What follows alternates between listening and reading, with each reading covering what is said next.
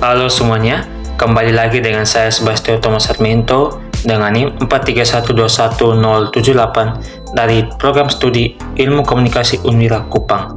Kali ini saya akan membahas materi terkait negosiasi. Untuk itu, mari kita saksikan beberapa poin berikut ini. Soal yang pertama, mengapa komunikasi sangat penting dalam negosiasi? Komunikasi sangat penting dalam negosiasi karena ada beberapa alasan. Yang pertama, menyampaikan informasi. Komunikasi yang efektif memungkinkan pihak-pihak yang terlibat untuk menyampaikan informasi yang relevan, termasuk posisi, kebutuhan, dan tujuan masing-masing pihak. Yang kedua, membangun kepercayaan. Komunikasi yang efektif seringkali didasarkan pada kepercayaan antara pihak-pihak yang terlibat. Yang ketiga, mengelola konflik. Konflik seringkali muncul selama negosiasi. Komunikasi yang baik memungkinkan pihak-pihak untuk mengidentifikasi sumber konflik dan bekerja sama dalam menemukan solusi yang memuaskan bagi semua pihak. Yang keempat, menciptakan hubungan yang baik. Negosiasi yang berhasil tidak hanya tentang mencapai kesepakatan, tetapi juga tentang membangun hubungan jangka panjang yang positif. Yang kelima, menjelaskan dan menegosiasikan ketentuan. Melalui komunikasi juga, pihak-pihak dapat menjelaskan ketentuan-ketentuan yang diinginkan dan mendiskusikan bagaimana masing-masing ketentuan dapat diakomodasikan. Yang keenam, mengidentifikasi dan memahami kebutuhan. Melalui komunikasi, negosiator dapat memahami kebutuhan dan keinginan pihak lain yang memungkinkan mereka untuk mencari win-win solution yang memuaskan semua pihak yang terlibat. Baik, soal yang kedua, mengapa penting untuk menetapkan batas waktu dalam negosiasi? Menetapkan batas waktu dalam negosiasi sangat penting karena ada beberapa alasan. Yang pertama, meningkatkan efisiensi. Batas waktu mendorong kedua belah pihak untuk lebih fokus dan menyelesaikan negosiasi lebih cepat sehingga menghindari pemborosan waktu yang tidak perlu. Yang kedua, mengurangi ketidakpastian. Dengan adanya batas waktu, semua pihak memiliki kejelasan mengenai kapan negosiasi akan berakhir sehingga mengurangi kecemasan dan ketidakpastian yang dapat mempengaruhi keputusan. Yang ketiga, mendorong kompromi.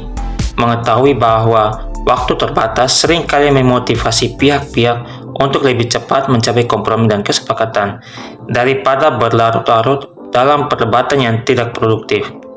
Yang keempat, menjaga fokus dan prioritas. Batas waktu membantu memfokuskan perhatian pada isu-isu yang paling penting dan mendesak sehingga mencegah pembahasan meluas ke hal-hal yang kurang relevan. Yang kelima, menghindari taktik penundaan. Tanpa batas waktu, salah satu pihak mungkin menggunakan taktik penundaan untuk melelahkan pihak lain atau untuk memperoleh keuntungan tambahan. Batas waktu mencegah strategi semacam itu. Yang keenam, menciptakan tekanan positif. Tekanan waktu yang wajar bisa menjadi alat yang efektif untuk mendorong keputusan yang lebih cepat dan tegas yang seringkali diperlukan dalam situasi bisnis yang dinamis dan kompetitif. Baik, soal yang ketiga, apakah yang menjadi tujuan penting dalam negosiasi? Tujuan penting dalam negosiasi adalah untuk mencapai kesepakatan yang saling menguntungkan bagi semua pihak yang terlibat. Ada beberapa tujuan spesifik yang biasanya digunakan dalam negosiasi, antara lain, yang pertama, mencapai kesepakatan. Mencapai kesepakatan yang memuaskan semua pihak. Yang kedua, memenuhi kepentingan. Memastikan kepentingan dan kebutuhan semua pihak dapat terakomodasi. Yang ketiga, membangun hubungan. Mempertahankan atau membuat hubungan baik antara pihak-pihak yang bernegosiasi. Yang keempat, mengelola konflik. Mengidentifikasi dan mampu menyelesaikan potensi konflik. Yang kelima, mendapatkan kompromi. Menemukan titik tengah yang dapat diterima semua pihak. Yang keenam, efisiensi waktu dan biaya. Mampu menyelesaikan negosiasi secara efisien, menghemat waktu serta biaya. Dan ketujuh, kepatuhan pada etika dan hukum.